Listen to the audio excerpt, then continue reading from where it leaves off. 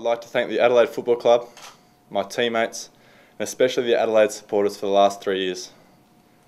They've been fantastic to me, and I'm very grateful for the support they've given me. During my time here, I've made many great friends and had lots of memorable experiences, which has made this decision even more difficult. I've thought about this for a long time, in great detail, and sought the advice of family and friends. I'm sure many of you have faced similar tough decisions in your life and appreciate how difficult they are to make. However, I'm excited to have been given the opportunity to help establish a new franchise, and I look forward to all the challenges that come with that. Given my injury and Adelaide Football Club's need to plan, I thought it was better to tell people now of my decision rather than delay until later in the year. I'd like to finish by saying I wish the Crows all the best for the future and that I've thoroughly enjoyed my time with the Adelaide Football Club. Thank you. First of all, obviously our club's bloody disappointed that Phil's made this decision. We understand it, but we don't like it.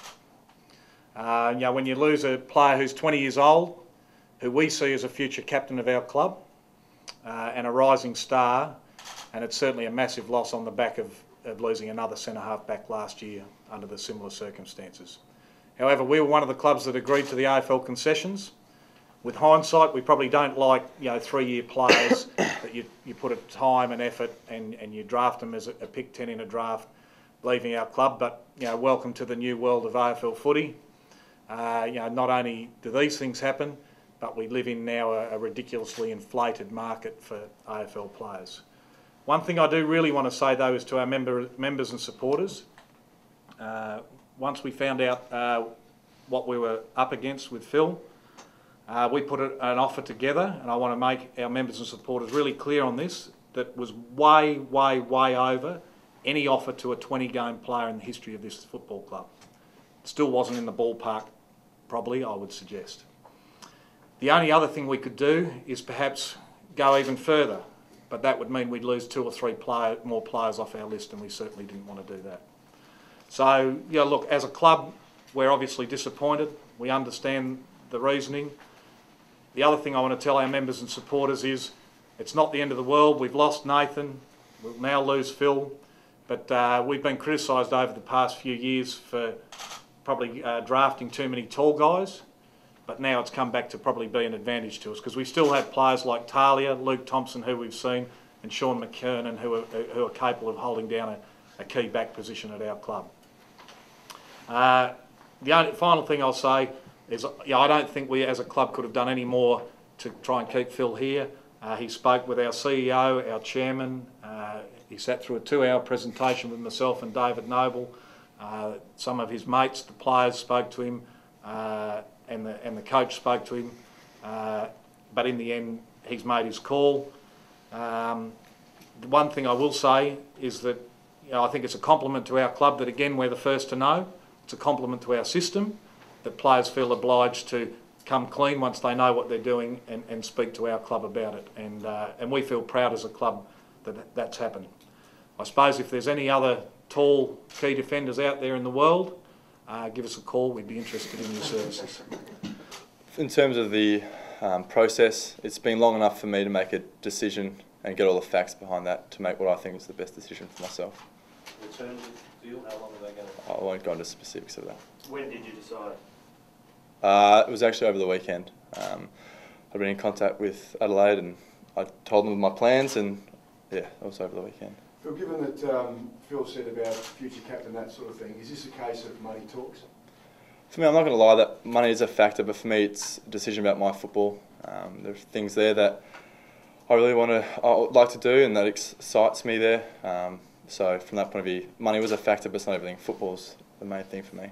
What is it that excites you said about that? I think the opportunity to start a new franchise, the challenges that come with that, and everything that's involved really drew me to it. How many years are we talking about here for this particular contract that you're going to sign? And is it a signed deal, or how does it work? No, I'm not going to put comment on that. But how many years are we talking about? No comment. Phil, have they offer you the captaincy? No, there have been no guarantees. None whatsoever? None whatsoever. Not even the indication that that's... No guarantees. But is that the way they're thinking? That was one of them. They haven't said that to me, no. So what was the sales pitch? I'm not going to go into that. It's between us and them, and they've put forward what they're going to build and create, and that's what I went on. There'll be no guarantees in terms of what my role will be. Phil Davis, you say it's about football, but you, I don't think, would know half of their list even. How can it be about football when you don't even know where the club stands? Even their coaching position is a little bit up in the air next year. That's a good point. I know my personality is to try to tick every box. Obviously there aren't, but from what I've seen in terms of the concessions, I've had a look at Gold Coast and how they've been going. I can see what they're trying to create and their profile of the squad they want to build. So clearly you think that they're closer to a premiership than Adelaide? I think Adelaide are going to be very successful, and I wish them all the luck. Phil, I know you're not going to mention names, but are you aware, or have they told you of guys that they've signed as well? I've heard the rumours like everyone else. So yeah, I don't have any more to give on that. If they're true, I'm very excited. So you weren't interested in knowing who else they've signed before you put your name to paper? Or they can't tell me that, and I'm hoping that if they're trying to lure someone else, they haven't used my name. Phil, And I appreciate, yeah. Phil, we've got to sort of understand how GWS can make a sales pitch to you that is better than anything Adelaide as an established and well-established club can. But I'm not hearing from you why you actually accepted GWS against Adelaide. Well, from my point of view, it's the challenge. It's the challenge of saying something from the beginning. Got family all through New South Wales. I grew up there. Be able to build something in an area that I grew up where it wasn't as large is exciting. Creating a group that hopefully will win premierships. All those parts make it exciting and an opportunity that I'd like to grasp. What do you say to the fans? Oh, they've been absolutely fantastic to me. I'm sure they're disappointed, but I hope one day they'll understand my decision.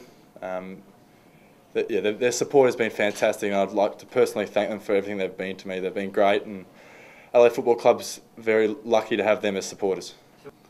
Well, I mean, I know there's been a lot of speculation about Taylor going to GWS. Without us agreeing to it, no one else can go in the next 2 years other than Phil, if that happens. So that's it. It's disappointing. Of course it is. I mean, we coped with Nathan last year because we knew we had Phil.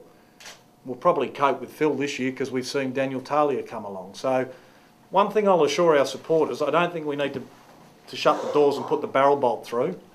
Adelaide Footy Club will survive. It's not ideal, it's not good, but we'll survive and we'll be strong, and we've got a strong developing list, and we think we're heading in the right direction. I mean, Phil's a quality person. We picked him because he was a quality person. We picked him because he was a quality player. We used pick number 10, and we're disappointed, absolutely 100% disappointed to lose him. But now he's the enemy, and he'll be treated as such. To take one of Craigie's old sayings, he's the enemy, he'll be treated as such. And I suppose the people who are most hurt by it, and the people Phil, I don't think I'm talking out of school, had most trouble speaking to about this today, is his teammates. It's difficult for the supporters, it's difficult for the members, it's difficult for me as an administrator, but his teammates are shattered, and he was shattered telling him this news this morning. But we're not locking the doors of the Adelaide Footy Club. We'll be all right. Did the coaching predicament here have anything to do with it, or was it? No, it wasn't. Definitely not. But I'd love to take this time now to personally thank Neil Craig for his contribution to me. He was a fantastic coach. Was there any small sense of guilt in this decision? For me, I gave my all to the Adelaide Football Club. I couldn't have tried any harder, done any more to be the best I could here. And that's just how the system works these days. And we agreed to the new teams coming in. We agreed to the rules, and so now we have to cop it. Did we think we'd be the hardest hit of all the AFL clubs? Probably not, but as it turns out, we are. We agreed to it, so we've got to live with it. Is it fair to say that this is probably a bigger hit than losing Bock, given the age of Phil? I think that would be fair to say that, yes. Do you want the compensation to reflect that, Phil? You would hope so. I mean, it was only 3 years ago, 2008, we used pick 10 to pick Phil. I've seen nothing that suggests that wasn't a really good pick on our behalf, so you would hope that we would get a fair and reasonable compensation for that. If we were playing in the finals and Phil was going to help us win a final, which unfortunately he's injured, we would probably keep playing him. But seeing that he's not, and he's the enemy now and we treat it as such, we don't have lockers for the enemy in here, so he's cleaned out his locker and he'll move on, and he's coordinated something to do his own rehab and that sort of stuff to continue on to get his shoulder right.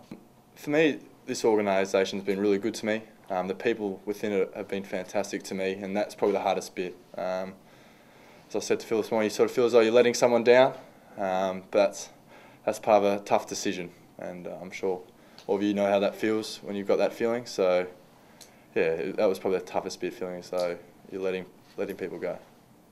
Look, we empathise because it's a massive decision for a 20-year-old. It would be a massive decision for a 50-year-old. So for a 20-year-old young man to have to make a decision like that is a big call. And no matter what way he went, he was going to feel like he was letting somebody down. Unfortunately, I would have liked him to let someone else down, not us. But you know, that's life. We have to move on. You know, we've got a footy club to run. We've got a game to win this Sunday against Brisbane, and we've just got to move on.